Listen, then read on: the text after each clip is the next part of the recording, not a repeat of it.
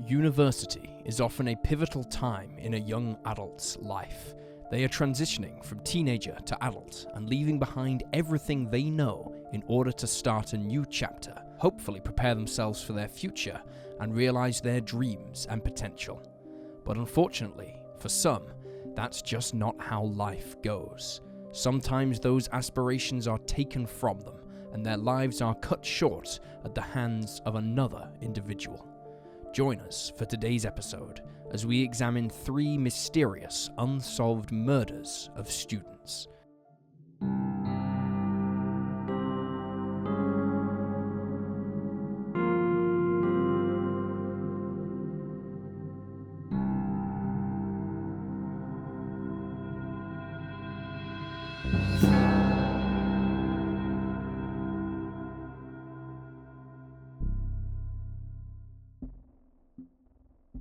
Kelly Nolan. On June 22nd, 2007, 22-year-old Kelly Nolan, a student at the University of Wisconsin, went out for a night of drinking with a group of friends in her town of Madison. Notably, Kelly had a history with alcohol, often relying on it when her emotions were challenging. She had lost her father in 2006, and just a month before her disappearance, her stepmother passed away. Between 2004 and 2007, Kelly was convicted of drunk driving twice, which led to her license being suspended. She also spent 14 days in county jail for one of these offenses. But on the night of June 22nd, Kelly was determined to have a good time. Later in the night, her friends were ready to go home, but Kelly wanted to keep partying, so she split from the group at around 11:30 p.m. Kelly remained at a bar named the Lava Lounge on West Gilman Street, about half a mile from her apartment, where she continued talking with a young man she'd met. The young man would later reveal to investigators that he didn't know Kelly, but they'd hit it off at the bar and talked for a good portion of the night. According to this unidentified individual, he was going to walk Kelly home because she was being harassed by another patron, who was possibly a man she knew. Tom Paris, another bar owner and the employer of the young man who was talking to Kelly that night, recalled, "The guy was giving her the creeps." Before they went home though, Kelly asked the young man to wait while she used the restroom. She was seen shortly afterwards interacting with the man who'd harassed her that night. Tom Paris observed they were both very drunk, and he admits he was stupid to have left her there when he saw her talking to that guy again outside, but he assumed they were friends. This was the last time the young man saw Kelly.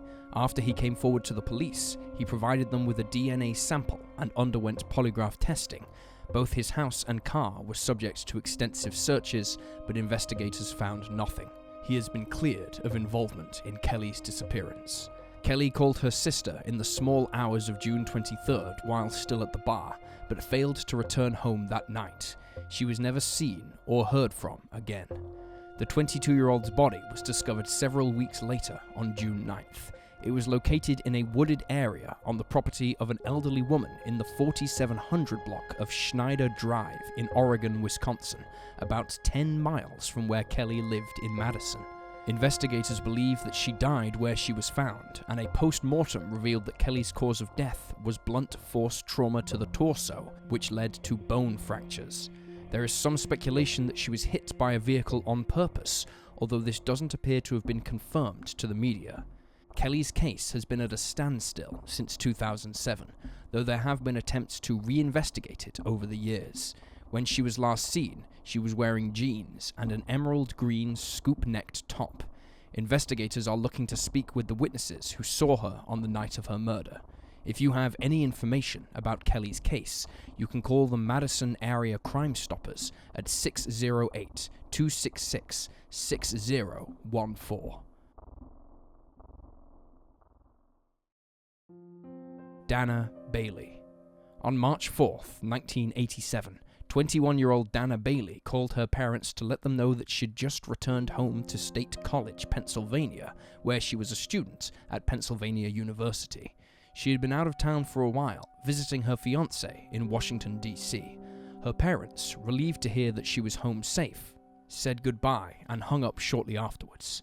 The next day, Dana's mother decided to drop by her daughter's apartment on South Allen Street, but was horrified to find the 21-year-old dead from multiple stab wounds in her second-floor apartment. Dana had been stabbed 6 to 7 times in her left breast, and she was naked, tied up, and blindfolded.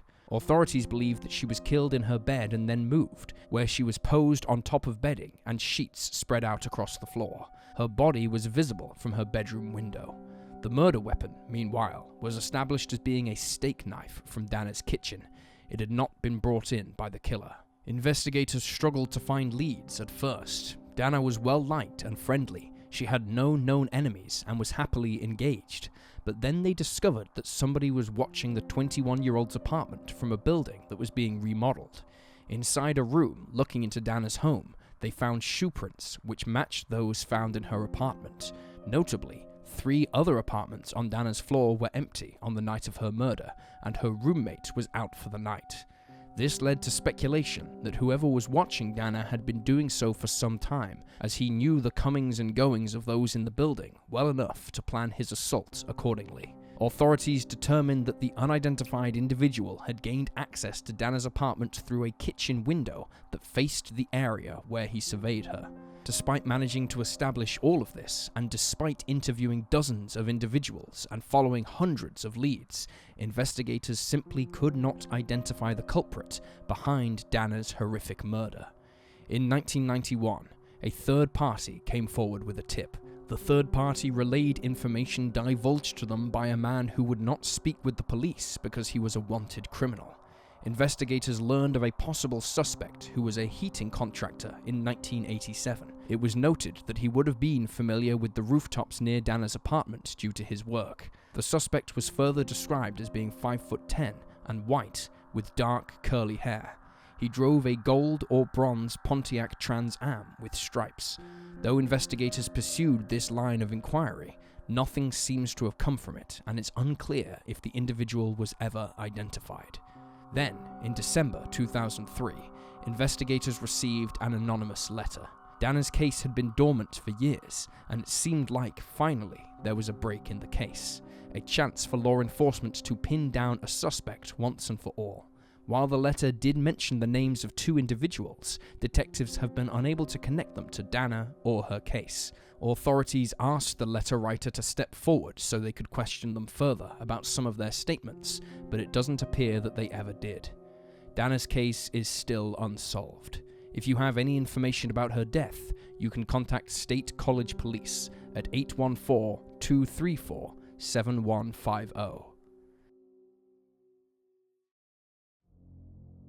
Tammy Zywicki. In the days before 21-year-old Tammy Zywicki's disappearance, she was having trouble with her car.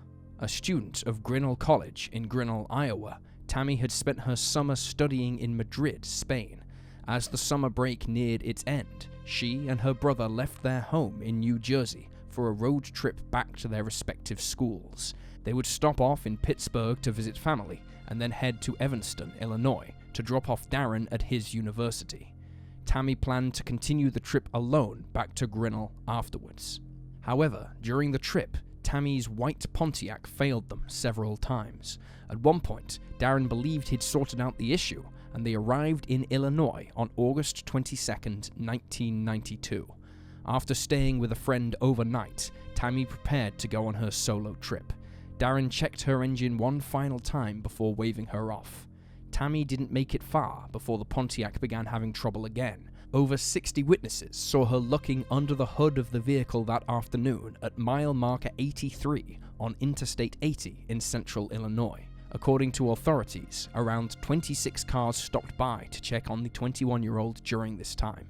Tammy never made it to Grinnell. She was due to contact her parents and let them know she'd arrived safely, but she never did, and since they failed to reach her, they reported her missing. By the time the police began looking into the disappearance several days later, however, her car had been towed and could not be tested for fingerprints due to a chain of custody failure. Still, the vehicle showed no signs of a struggle, and inside the car, her handbag and camera remained. Soon, eyewitnesses began to come forward. An Iowa truck driver named Robert Bullington told investigators that he'd seen Tammy get into a gray Chevrolet Celebrity with a male driver. He reportedly spoke with the driver, who said that Tammy's car had overheated. Bullington subsequently advised the man to stop at a truck stop in LaSalle, but no witnesses could place Tammy at the truck stop. Other witnesses placed a tractor-trailer truck next to the Pontiac when she was last seen at around 3:10 and 4 o'clock that afternoon. The truck has been described as having a faded, rusty orange strip around the center, while the driver was dark-haired, white, around 6 foot tall, and between the ages of 35 and 40. Tammy's body was recovered on September 1st, 1992. She was badly decomposed and on the side of a rural stretch of Interstate Highway 44 in Lawrence County, Missouri. She was identified through dental records and still wore the clothing she had on when she vanished. Her body was discovered by a trucker who had pulled over to the side of the road, stating at different times that he had done so to urinate or to pull tarp over the truck bed in preparation for the rain. He noticed a foul smell upon exiting his vehicle and soon found the remains.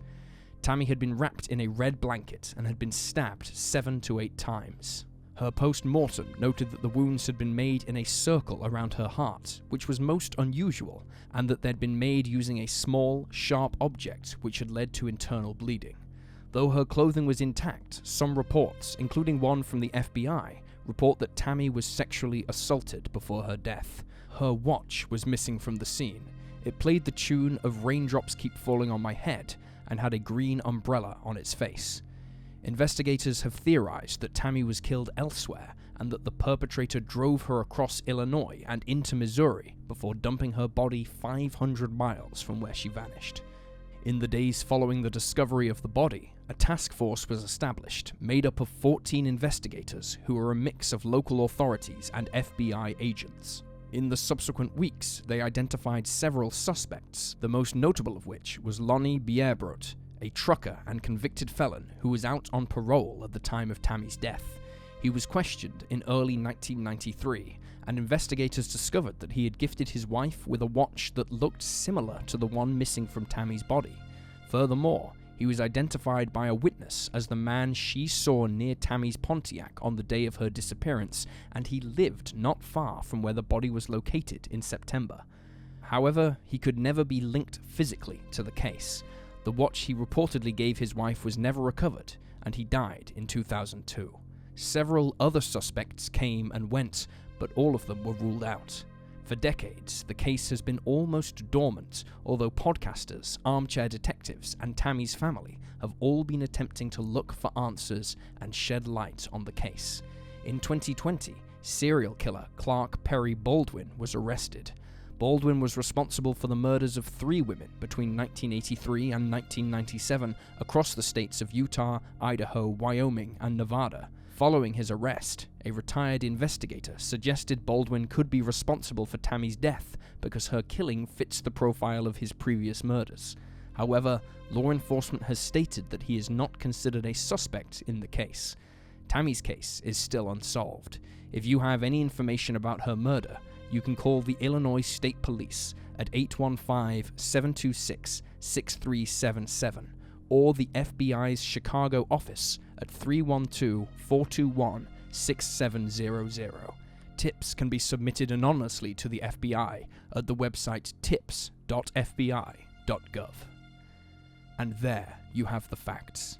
Please leave a comment down below with your own thoughts and speculations, and remember to like this video and subscribe to support the channel. Thank you for watching. Stay alert, stay safe, and I'll see you next time.